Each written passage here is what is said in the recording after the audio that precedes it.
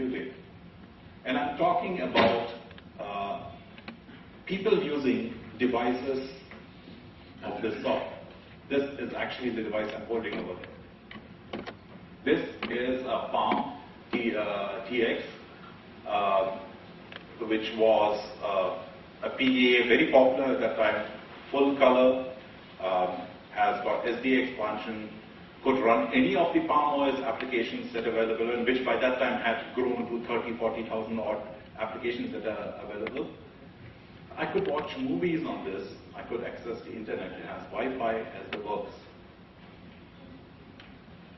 What's important about this, and which is probably shocking, is that this was April 2006. The shocking part about this is not just the date. The shocking part about this is I was standing there and trying to explain to a bunch of techies what mobile computing was and why it was so important. And the message I got back from the audience at that time was, this is never going to go anywhere. No one's really going to pay much attention to small devices of this sort. April 2006. A little while later, I gave the same talk in Microsoft, which, if you know my background, is a bit of a unique situation. But I went to Hyderabad and I gave a similar talk over there. And I got the same argument. That's not going anywhere. Mobile, who's going to pay attention to something this small? Do you know what the thing about this is? This particular device has a full color screen, can do full video, and what, unfortunately I forgot to charge it, else I would show it to you right there. I'll show it to you live. And has a 320 by 480 screen. Let me introduce you to another device. This is the iPhone. Full color, touch screen, has a lot of memory. You can watch videos, you can access the internet. It's got Wi-Fi. It's got a 320 by 480 screen. What have we been doing for the past 4 years? That was April 2006. We are now in March 2010. Okay, and in those days, no one had a clue what mobile computing was about, and I was going and running into walls trying to make people to explain to them why it was so important, why they should get involved. This was March 2010, and we are at the Mobile Developer Conference. So obviously some things have changed. People are beginning to pay attention. But the reason why I'm standing over here is not so much the fact that there's a huge market out there. Clearly there is a huge market out there, except that you're not addressing it. None of you are. Not a single person in this room is at this point in time addressing the market that is growing so rapidly that it's just going to whiz by. And one day everyone's going to wake up and say, my God, what have we been doing? We've wasted another 5 years. The market that we are talking about over here is not the market you think you are addressing. You think you are addressing markets like corporates, and you think you're addressing markets where people are using devices which are fancy like the iPhone or Android phones or whatever, but the latest flavor of the day is. That's not the market you're dealing with. The next billion users are not in this room. None of them are. The next billion people who are going to be using mobile applications are currently working in offices, working from homes, sitting in schools, potentially swapping the floors, driving a car, flying an airplane, whatever. They are not using PCs. They are not using PCs. And every single person in this room currently has a PC mentality. I know many of you. I have talked to many of you. I've interacted with you directly or indirectly. And I know each of you has got a PC mentality. And the problem with that mentality is that it shows up in your application designs. And when it does that, you start missing the very market that you're supposed to be addressing. In many ways, at this point in time, I'm your worst nightmare.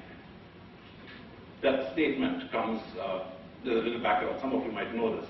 There's a movie called Revolution OS, which is about the Linux thing and how the Linux phenomenon grew. And there's right in the beginning, a few seconds episode where Eric Raymond talks about meeting somebody from Microsoft in a lift and says, "Oh, you are from Microsoft." He says, the person looks back at him and says, "Yeah, and so what do you do?" And Eric Raymond was a very short guy and has a lisp, looks back at him and says, "I'm your worst nightmare." And as it turned out, Eric Raymond was one of the big Linux royalties in Linux. As it was, he was very correct. At this point, I am your worst nightmare. Because you know why? Not because I'm here to tell you what technology you should be using or whatever you should be using. I'm not interested in the least. I'm your worst nightmare because I'm a user. And you don't know what that is. You don't know what that is. When I say you don't know what that is, I just have to look at some of the applications that I download on an almost everyday basis on various devices. On Android phones, on iPhones, on whatever you can possibly think of. And I see the applications coming out. And they are not going anywhere. They are maybe useful, yes, to a small select set of people, but they certainly are not going to be changing the world in any way. On the other hand, let me show you something that potentially will change the world. Okay, so this is a little application I picked up a couple of days ago, and I just by chance happened to meet the developer of this application on Twitter while I was chatting with some people. Now this is a guy from India. Okay, I don't know where he's from. I think he's somewhere in Pune side or whatever. And this application does something that's extremely useful to me. This application will forever reside on my devices. There are some applications which I will continue using throughout. You know what this does? All it does is it tells me what the holidays are in every month of the year. Gives me a little bit of background about that holiday and links me to Wikipedia about that particular holiday if I want to know more.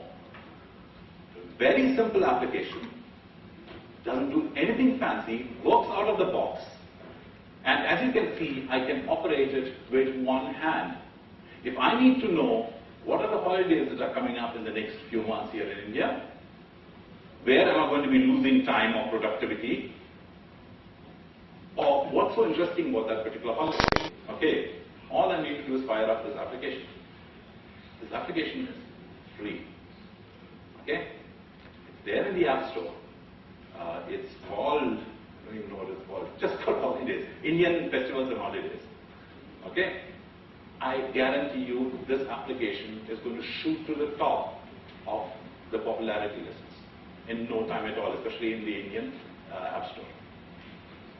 Because what this guy has done is he has written an application which is small, which some people call insignificant, but it, from my perspective, does something very, very, very useful. It works for me. Most of the applications that I get out of the App Store these days, including some of the Indian applications, but believe me, this is not a phenomenon that's in any way just India oriented, are virtually unusable.